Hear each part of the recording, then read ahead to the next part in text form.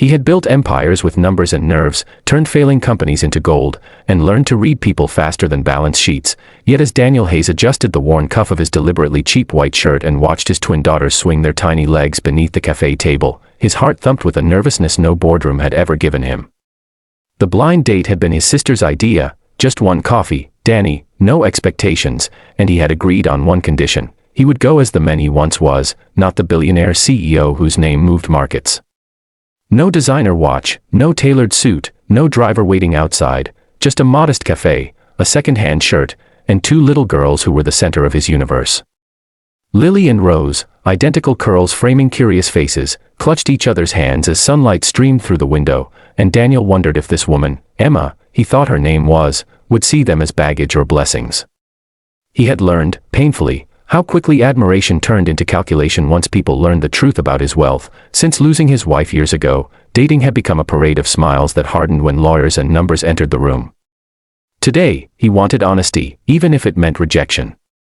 When Emma arrived, she did so without spectacle, no dramatic entrance, no assessing glances at clothes or shoes, just a warm smile and eyes that softened the moment they found the twins.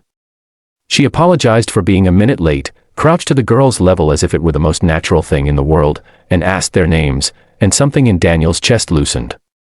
They talked easily at first, about coffee and work. Daniel described himself as running a small consulting firm, careful to keep his tone casual, while Emma spoke about teaching music at a community center and how children taught her more about patience than any adult ever had.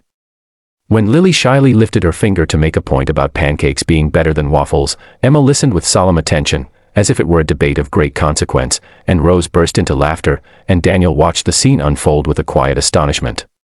He noticed how Emma never once checked her phone, how she angled her body toward the girls, how she asked Daniel questions that weren't about status but about mornings and bedtime stories and what scared him most now that he was a father alone.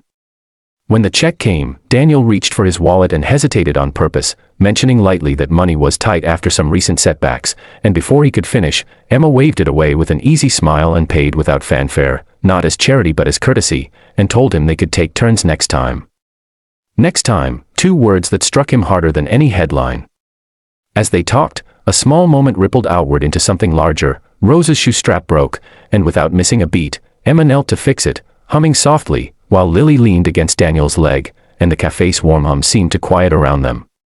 Daniel realized then that he wasn't testing Emma anymore. He was being tested by himself, by the question of whether he could allow someone into the tender, chaotic, beautiful reality of his life. He confessed, haltingly, that being a widower terrified him, that he feared doing it all wrong, and Emma didn't rush to reassure or offer platitudes. She simply listened, eyes steady, and told him that love wasn't about perfection. It was about showing up when the day was heavy and staying when leaving would be easier.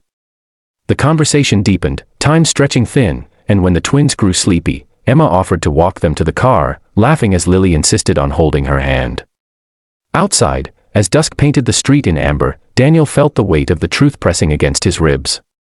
He had promised himself honesty, real honesty, if the moment felt right. So he told her, quietly, that there was something important she should know, that he hadn't been entirely truthful about his work, and he braced for the shift he knew so well, the tightening of smiles, the recalculation behind the eyes. Instead, Emma raised an eyebrow and said, gently, before you tell me, I want you to know that what mattered today had nothing to do with your job. He told her anyway, halting words tumbling out, the company, the numbers, the attention he avoided, the reason he pretended to be broke. He waited for awe or disbelief, for the inevitable question of why he'd lied. Emma took a breath, looked at the twins, then back at him, and said something that rearranged him from the inside. I'm glad you told me. And I'm glad you're rich in the ways that matter. The rest is just noise. She didn't ask for proof, didn't ask for favors, didn't change the warmth in her voice. She asked if the girls liked bedtime stories with silly voices and if Daniel ever remembered to eat when he worked late. In that moment, Daniel understood what had changed, not his bank balance, not his circumstances, but the direction of his hope. Over the weeks that followed, they met again and again, sometimes with the twins, sometimes without, weaving a life out of ordinary days, grocery store aisles, playground benches, late-night tea after the girls were asleep.